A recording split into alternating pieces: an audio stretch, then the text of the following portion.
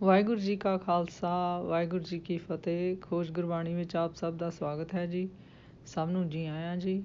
ਆਓ ਅਸੀਂ ਸਾਰੇ ਮਿਲ ਕੇ ਪਹਿਲਾਂ ਸ਼ਬਦ ਦਾ ਉਚਾਰਨ ਅਤੇ ਉਸ ਤੋਂ ਉਪਰੰਤ ਉਸ ਦੇ ਅਰਥ ਕਰਾਂਗੇ। ਮਾਝ ਮਹੱਲਾ ਪੰਜਵਾਂ। ਸੁਣ ਸੁਣ ਜੀਵਾਂ ਸੋਈ ਤੁਮਾਰੀ, ਤੂੰ ਪ੍ਰੀਤਮ ਠਾਕਰ ਅਤ ਭਾਰੀ।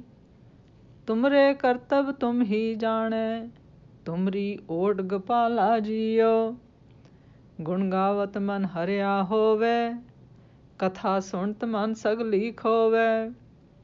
ਭੇਟਤ ਸੰਗ ਸਾਧ ਸੰਤਨ ਕੇ, ਸਦਾ ਜਪਿਓ ਦਿਆਲਾ ਜੀਓ। ਪ੍ਰਭ ਆਪਣਾ ਸਾਸ ਆਸ ਸਮਾਰਿਓ, ਏ ਮਤ ਗੁਰ ਪ੍ਰਸਾਦ ਮਨ ਧਾਰਿਓ। ਤੁਮਰੀ ਕਿਰਪਾ ਤੇ ਹੋਏ ਪ੍ਰਗਾਸਾ, ਸਰਬ ਮਾਇਆ ਪ੍ਰਿਤਪਾਲਾ ਜੀਓ। ਸਤ ਸਤ ਸਤ ਪ੍ਰਭ ਸੋਏ, ਸਦਾ ਸਦਾ ਸਦ ਆਪੇ ਹੋਏ। ਚਲਤ ਤੁਮਾਰੇ ਪ੍ਰਗਟ ਪਿਆਰੇ, ਦੇਖ ਨਾਨਕ ਭੈ ਨਿਹਾਲਾ ਜੀਓ। ਸਤ ਸਤ ਸਤ ਪ੍ਰਭ ਸੋਏ, ਸਦਾ ਸਦਾ ਸਦ ਆਪੇ ਹੋਏ। ਚਲਤ ਤੁਮਾਰੇ ਪ੍ਰਗਟ ਪਿਆਰੇ, ਦੇਖ ਨਾਨਕ ਭੈ ਨਿਹਾਲਾ ਜੀਓ। ਗੁਰੂ ਜੀ ਕਹਿੰਦੇ ਹਨ ਕਿ ਹੇ ਪਰਮਾਤਮਾ, ਤੇਰੀਆਂ ਸਿਫਤ ਸਲਾਹਾਂ ਦੀਆਂ ਗੱਲਾਂ ਸੁਣ ਸੁਣ ਕੇ, ਮੇਰੇ ਮਨ ਅੰਦਰ ਆਤਮਕ ਜਸ ਸੁਣ ਸੁਣ ਕੇ ਜੀਵਨ ਦੀ ਜਾਂਚ ਚਾਹ ਪੈਦਾ ਹੋ ਗਿਆ ਹੈ ਜੀ। ਅਤੇ ਮੈਂ ਉਸੇ ਤਰ੍ਹਾਂ ਹੀ ਆਪਣੀ ਜ਼ਿੰਦਗੀ ਬਤੀਤ ਕਰਨਾ ਚਾਹੁੰਦਾ ਹਾਂ ਜੀ। ਤੂੰ ਮੇਰਾ ਪ੍ਰੀਤਮ ਹੈ, ਤੂੰ ਮੇਰਾ ਪਾਲਣਹਾਰਾ ਹੈ, ਅਤੇ ਤੂੰ ਬਹੁਤ ਵੱਡਾ ਸਾਮੀ ਵੀ ਤੂੰ ਹੀ ਹੈ। ਹੇ ਗੋਪਾਲ, ਆਪਣੇ ਚੋਜ ਤੂੰ ਆਪ ਹੀ ਜਾਣਦਾ ਹੈ। ਹੇ ਸ੍ਰਿਸ਼ਟੀ ਦੇ ਪਾਲਣਹਾਰ, ਮੈਨੂੰ ਸਿਰਫ ਤੇਰਾ ਹੀ ਆਸਰਾ ਹੈ ਜੀ। ਫਿਰ ਗੁਰੂ ਜੀ ਕਹਿੰਦੇ ਹਨ ਕਿ ਹੇ ਭਾਈ, ਪਰਮਾਤਮਾ ਦੀ ਸਿਫਤ ਸਲਾਹ ਜਸ ਗਾਨ ਕਰਨ ਨਾਲ ਆਤਮਕ ਜੀਵਨ ਵੱਲੋਂ ਮੇਰਾ ਸੁੱਕਿਆ ਹੋਇਆ ਮਨ ਹਰਾ ਭਰਾ ਹੁੰਦਾ ਜਾਂਦਾ ਹੈ, ਭਾਵ ਪ੍ਰਸੰਨ ਹੋ ਜਾਂਦਾ ਹੈ ਜੀ। ਪਰਮਾਤਮਾ ਦੀਆਂ ਸਿਫਤ ਸਲਾਹ ਦੀਆਂ ਗੱਲਾਂ ਸੁਣ ਕੇ, ਉਹਨਾਂ ਨੂੰ ਅਪਣਾ ਕੇ ਮੇਰੇ ਮਨ ਦੀ ਸਾਰੀ ਵਿਕਾਰਾਂ ਦੀ ਮੈਲ ਉਤਰ ਗਈ ਹੈ। ਗੁਰੂ ਦੀ ਸੰਗਤ ਵਿੱਚ, ਸੰਤ ਜਨਾਂ ਦੀ ਸੰਗਤ ਵਿੱਚ ਮਿਲ ਕੇ ਮੈਂ ਸਦਾ ਉਸ ਦਿਆਲ ਪਰਮਾਤਮਾ ਦਾ ਨਾਮ ਜਪਦਾ ਹਾਂ ਅਤੇ ਉਸ ਦੇ ਰਸਤੇ ਉੱਤੇ ਚੱਲਦਾ ਹਾਂ ਜੀ।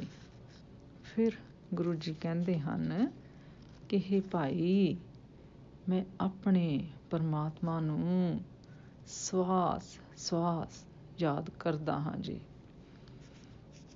ਇਹੋ ਜਿਹੀ ਬੁੱਧੀ ਗੁਰੂ ਸ਼ਬਦ ਦੀ ਕਿਰਪਾ ਨਾਲ ਧਾਰਨ ਕੀਤੀ ਹੈ ਜੀ। ਹੇ ਸਭ ਦੀ ਪਾਲਣਾ ਕਰਨ ਵਾਲੇ ਪਰਮਾਤਮਾ, ਤੇਰੀ ਕਿਰਪਾ ਨਾਲ ਹੀ ਜੀਵਾਂ ਦੇ ਮਨ ਵਿੱਚ ਤੇਰੇ ਨਾਮ ਦਾ ਚਾਨਣ ਹੋ ਸਕਦਾ ਹੈ। ਤੂੰ ਸਭ ਉੱਤੇ ਮਿਹਰ ਕਰਨ ਵਾਲਾ ਹੈ ਅਤੇ ਸਭ ਦੀ ਰੱਖਿਆ ਕਰਨ ਵਾਲਾ ਹੈ ਜੀ।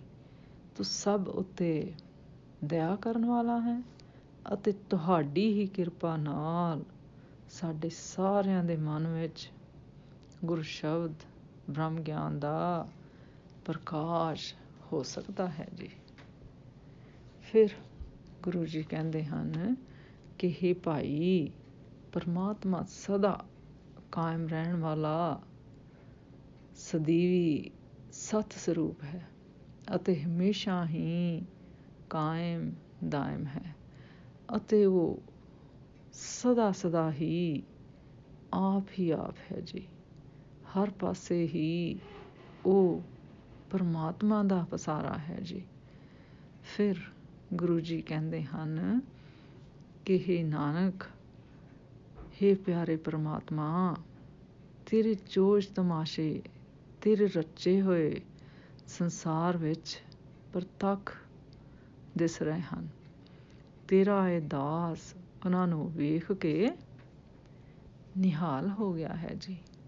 ਇਸ ਸ਼ਬਦ ਵਿੱਚ ਗੁਰੂ ਜੀ ਸਾਨੂੰ ਦੱਸਦੇ ਹਨ ਕਿ ਜੋ ਗੁਰਮੁਖ ਗੁਰ ਸ਼ਬਦ ਨੂੰ ਸਮਝ ਲੈਂਦੇ ਹਨ ਅਤੇ ਉਸ 'ਤੇ ਦੱਸੇ ਰਸਤੇ ਉੱਤੇ ਚੱਲਦੇ ਹਨ,